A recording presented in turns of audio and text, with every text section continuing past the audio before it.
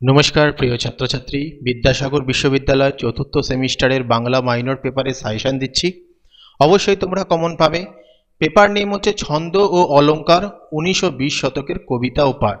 এখানে ছন্দ সম্বন্ধে রয়েছে সিলেবাসে, অলঙ্কার রয়েছে, অলঙ্কারের প্রকারভেদ সংজ্ঞা রয়েছে, এবং বোধ, দারিদ্র, মিছিল, এরকম বেশ কিছু কবিতা রয়েছে এই সিলেবাসের মধ্যে। ছন্দ এবং অলঙ্কারে দুরকম কোশ্চেন আসে। ছন্দ এবং অলঙ্কার থেকে সংজ্ঞা এবং বৈশিষ্ট্য থেকে কোশ্চেন আসে, এবং ছন্দ নির্ণয় করতে দেবে, অলঙ্কার নির্ণয় করতে দেবে কিছু কবিতার লাইন দিয়ে। সেক্ষেত্রে ছন্দ অলঙ্কার তোমাদের শিখতে হবে, যেটা আমার ভিডিওতে আপলোড করা রয়েছে কিভাবে এগুলো তৈরি করা হয়। আরও আপলোড করা হবে যাতে সেগুলো ক্লিয়ার হয়ে যায়, কিভাবে প্রস্তুত করবে, যাতে টিচার নেই তারা দেখতে পারো। তো প্রথম অধ্যায় ছন্দর সংজ্ঞা, বৈশিষ্ট্য, টিকা থেকে কোশ্চেন যেগুলো আছে সেগুলো আমি তোমাদের বলে দিচ্ছি, যেগুলো সাজেশন থাকবে। দলবৃত্ত ছন্দ কাকে বলে, বা দলমাত্রিক বা স্বরবৃত্ত উদাহরণ সহ এর প্রধান বৈশিষ্ট্যগুলি লেখো, অথবা দলবৃত্ত ছন্দের বৈশিষ্ট্য লেখো, অথবা স্বরবৃত্ত ছন্দ সম্পর্কে সংক্ষেপে আলোচনা করো। কলাবৃত্ত বা মাত্রাবৃত্ত ছন্দ কাকে বলে, উদাহরণ সহ এর প্রধান বৈশিষ্ট্য লেখো। কলাবৃত্ত ছন্দের বৈশিষ্ট্য লেখো এবং প্রত্ন কলাবৃত্তের সঙ্গে পার্থক্য কোথায় নিরূপণ করো। প্রত্ন কলাবৃত্ত ছন্দের বৈশিষ্ট্য উদাহরণসহ লেখো। মিশ্রবৃত্ত বা অক্ষরবৃত্ত বা মিশ্র কলাবৃত্ত ছন্দ কাকে বলে, উদাহরণসহ প্রধান বৈশিষ্ট্যগুলি লেখো, অথবা মিশ্র কলাবৃত্ত ছন্দের মাত্রা সংখ্যা উল্লেখ করো। অমিত্রাক্ষর ছন্দের ইতিহাস উল্লেখ করে ছন্দটির বৈশিষ্ট্য উদাহরণসহ আলোচনা করো। টিকা যেমন এরকম আসতে পারে: পর্ব, ছেদ, লয়, কলা, চরণ, অক্ষর, জ্যোতিলোপ, সনেট। এক্ষেত্রে দেখো, পর্ব এরকম ভাবেও আসতে পারে: পর্ব কাকে বলে, ছেদ বলতে কি বোঝায়, ঠিক আছে। বাংলা ছন্দ লয় কয় প্রকারও উল্লেখ করো, ঠিক আছে। এবার দেখো ছন্দ লিপি প্রস্তুত, এটা কিন্তু তোমাদের শিখতে হবে, যেগুলোর ভিডিও কিছু আপলোড করা হয়েছে, আরও আপলোড করা হবে। এইগুলো কিন্তু গুরুত্বপূর্ণ লাইন আছে, আমি বলছি না যে এই লাইন থেকেই আসবে, কোশ্চেন এখান থেকেই চলে আসবে। এগুলো বিভিন্ন কবিতার থেকে লাইন তোমাদের ইউনিভার্সিটিতে দেয়, তো সেগুলো দেখো, এইগুলো থেকে আসে, এরকম টাইপের আসবে যেখান থেকে তোমাদের ছন্দ নির্ণয় করতে দেবে, যেটা তোমাদের অবশ্যই শিখতে হবে। এই যে এই টাইপগুলো উদাহরণগুলো তোমাদের দিয়ে দিচ্ছি, এগুলো গুরুত্বপূর্ণ রয়েছে। আর অধ্যায় 2 থেকে হচ্ছে অলঙ্কার। প্রথমে যে কোশ্চেনগুলো আসে: উপমা অলঙ্কার কাকে বলে, উদাহরণ সহ এর বিভিন্ন বিভাগগুলি আলোচনা করো, অথবা উপমা অলঙ্কারের বিশদ আলোচনা করো। রূপক অলঙ্কার কাকে বলে, উদাহরণ সহ আলোচনা করো, বা রূপক অলঙ্কারের টিকা ধরো দিয়ে দিল। যমক অলঙ্কার কাকে বলে, উদাহরণ সহ এর শ্রেণীবিভাগ আলোচনা করো, টিকা লেখো যমক অলঙ্কার। শ্লেষ অলঙ্কার কাকে বলে, উদাহরণ সহ আলোচনা করো, অথবা এরকম ভাবে দিতে পারে শ্লেষ অলঙ্কার, টিকা। অনুপ্রাস অলঙ্কার কাকে বলে, উদাহরণ সহ এর শ্রেণীবিভাগ করো, অথবা অনুপ্রাস অলঙ্কারের শ্রেণীবিভাগ সম্পর্কে সংক্ষেপে আলোচনা করো।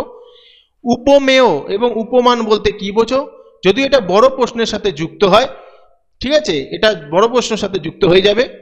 টিকা লেখো অথবা সংজ্ঞা এরকম ভাবে আসতে পারে: উৎপ্রেক্ষার টিকা, ব্যজস্তুতি, অপোন্নতি, তারপরে হচ্ছে বিরোধভাস, ব্যতিরেক, এরকম আসতে পারে তোমাদের পরীক্ষায়।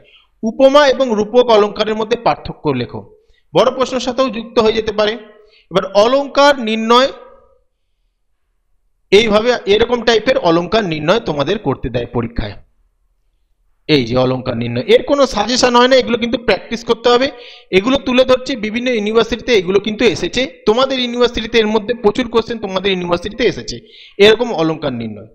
পরেরটা হচ্ছে তোপসে মাছ থেকে কবিতা, অধ্যায় 3 থেকে, যেটা নতুন যুক্ত হয়েছে। দেখো কি কোশ্চেন গুরুত্বপূর্ণ আছে: তোপসে মাছ কবিতাটির নামকরণের সার্থকতা বিচার করো। তোপসে মাছ কবিতার বিষয়বস্তু অবলম্বনে 19 শতকের বাঙালি সমাজের যে চিত্র ফুটে উঠেছে তা আলোচনা করো। তোপসে মাছ কবিতায় প্রকাশিত ঈশ্বরচন্দ্র গুপ্তের রসবোধ ও কবিতার কবি প্রতিভার পরিচয় দাও। যুগসন্ধির কবি হিসেবে ঈশ্বরচন্দ্র গুপ্তের সার্থকতা তোপসে মাছ কবিতা অবলম্বনে আলোচনা করো। বঙ্গভূমির প্রতি থেকে মধুসূদন দত্ত থেকে, বঙ্গভূমির প্রতি মধুসূদন দত্তের কোশ্চেন: বঙ্গভূমির প্রতি কবিতায় কবির দেশপ্রেম ও আত্ম আকাঙ্ক্ষা কিভাবে প্রকাশ পেয়েছে তা আলোচনা করো।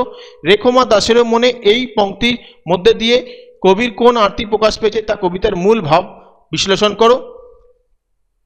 ফাইনাল সাজেশন দেব যখন, তখন এর কিন্তু কিছু প্রশ্ন অতিরিক্ত যুক্ত হতে পারে, ঠিক আছে। আপাতত এই দুটো প্রশ্ন কিন্তু খুব পরীক্ষায় আসে, গ্র্যাজুয়েশনে আসে, তাই জন্য এটা যুক্ত করা হলো। দারিদ্র থেকে দিচ্ছি, কাজী নজরুল ইসলামের দারিদ্র কবিতাটি অবলম্বনে কবির মানবিক ও দার্শনিক সত্তার পরিচয় দাও। দারিদ্র কবিতায় কবি দারিদ্রকে একদিকে অভিশাপ এবং অন্যদিকে গৌরব বা শক্তি হিসাবে দেখিয়েছেন কেন? কবিতার আলোকে এই দ্বৈত ভাবনার কারণ বিশ্লেষণ করো। বোধ কবিতা থেকে জীবনানন্দ দাশের বোধ কবিতাটি কোন অর্থে কবিসত্তার সঙ্গে অভিন্ন হয়ে গেছে তা আলোচনা করো। জীবনানন্দ দাশ বোধ কবিতায় আধুনিক মানুষের নিঃসঙ্গতা, বিচ্ছিন্নতাবোধ এবং কবির আত্মবিশ্লেষণ কিভাবে প্রকাশ পেয়েছে তা আলোচনা করো। বোধ কবিতার কাব্যশৈলী আলোচনা করো। মিছিলের মুখ, সুভাষ মুখোপাধ্যায়ের লড়াই সংগ্রামের পশ্চাতে আশাবাদের কথাই সুভাষ মুখোপাধ্যায়ের কবিতার মূল সুর। পাঠ্য কবিতা অবলম্বনে বিষয়টিকে স্পষ্ট করো। মিছিলের মুখ কবিতাটি সুভাষ মুখোপাধ্যায়ের কোন কাব্যগ্রন্থের অন্তর্গত? মিছিলের মুখ কবিতাটির বিষয়বস্তু ও নামকরণের সার্থকতা বিচার করো। সেক্ষেত্রে দেখো বিষয়বস্তু আলাদাভাবেও আসতে পারে।